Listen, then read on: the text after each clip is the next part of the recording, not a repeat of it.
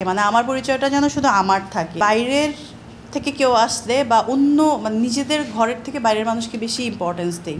বললাম না আমাদের এই নেচারের জন্য আমরা 100 বছর পিছিয়ে আছি। আমি যদি বললাম করি আপনার শাকিব খানের সঙ্গে শেষ সিনেমা হচ্ছে নুরু, দর্শকরা আশায় ছিল যে আবারও যদি পারবেন সিনেমা হল কাঁপাবে, কিন্তু এরপর আসলে একসঙ্গে দেখা গেল না।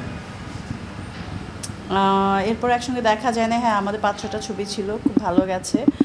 সো এখন যদি ওরকম হয় এটা অবশ্যই দর্শকদের জন্য এবং আমার জন্য একটা নতুন এক্সপিরিয়েন্স। আমি দেখি যে অনেকেই বলে যে আমি আসলে ববি কখনো আমি এটা ভেবেছি যে আমার যদি একটা ছোট্ট জায়গাও হয় যেন আমার নামেই মানুষ আমাকে কিছুটা হলেও মনে রাখে, মানে আমার পরিচয়টা যেন শুধু আমার থাকে। সো আমি কোনো হিরোর সাথে বা এমন কারোর সাথে সবসময় কাজ করতে চাই নাই যে শুধুমাত্র আমাকে কারো নাম আসতেই তারপর আমার নামটা আসবে। আমার জায়গাটা যদি এতটুকুও হয় সেটা যেন আমার জন্য, আমার অডিয়েন্সের জন্য এবং আল্লাহর অশেষ রহমতে আমি যেন ওই জায়গায় আমার নামটাই আগে আসে।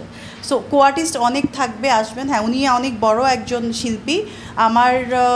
আমি লাকি যে আমার প্রথম ক্যারিয়ারে ওনার সাথে আমার 5-6টা ছবি হয়েছে এবং খুব ভালো গেছে। That is different issue. এটা একটা সিম্পল জিনিস যেখানে আসলে আমি আগেও কোথাও বলছিলাম যে ক্যারেক্টারে যাকে লাগবে বা যে সিনেমায় যাকে লাগবে ওইটা থেকেও বেশি চিন্তা করা হয় যে আমাদের গ্রুপের মধ্যে কে আছে বা ইনভেস্টার ওইখান থেকে আসছে, ওইখানের নায়ক নায়িকা বা ওইখানের আর্টিস্ট এরকম করে ভাবছে বেশি। এটার জন্য আমার মনে হয় এটা একটা ছোট্ট কারণ, আরও তো অনেক ধরনের কারণ আছে আসলে।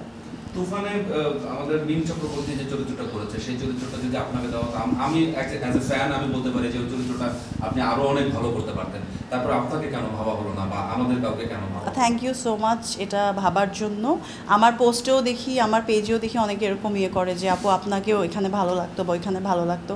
যেমন কিছুদিন আগে বাইরের একজন আর্টিস্ট আসছেন, আমার খুব ভালো লেগেছে, সবাই তাকে খুব অ্যাপ্রিসিয়েট করেছে, খুব রেসপেক্ট করেছে। এমন না তাদের কোনো ভুল ত্রুটি নাই তাদের দেশে বা তাদের কোনো ওরকম তাদেরকে নিয়ে গসিপ হয় না। বাট আমরা কেন জানি বাইরের থেকে কেউ আসলে বা অন্য মানে নিজেদের ঘরের থেকে বাইরের মানুষকে বেশি ইম্পর্টেন্স দেই। ঘরে যদি অনেক বড় কিছুও থাকে আমরা ভাবি যে এটা কিছুই না, এটাকে ইগনোর করি, সেটা যেটাই হোক না কেন। এই বললাম না আমাদের এই নেচারের জন্য আমরা 100 বছর পিছিয়ে আছি। আমি সহই বললাম আমাকে, যেহেতু আমি বাংলাদেশেই বড় হয়েছি, সো আমার মধ্যেও কিছুটা ওইটা যে কেউ কিছু ভাবছে কি না, কী হবে। আমার যেটা মনে হয় পার্সোনালি যে ভালো কিছু করতে এত আশেপাশে চিন্তা করাটা উচিত না, কারণ মানুষ খারাপের থেকে ভালোর দিকে টানটা এমনিতেই কম থাকে। সো এই আপব্রিঙ্গিংটা খুবই ভয়ঙ্কর আমাদের জন্য। আমরা হয় মানে বাইরের কালচারটা এমনভাবে অ্যাডপ্ট করি যেটা শুধু খারাপটা হাইলাইট হয়, ভালো অনেক কিছু আছে, মানে টেকনিক্যালি অনেক কিছু আমরা এটা নেই না। সো আমরা 100 বছর পিছিয়ে আছি, এটা আমি সব সময় বলবো। এটার মিনিং যে যেটা বোঝে। দেশে দেশে সবার সাথে দ্য নিউজ।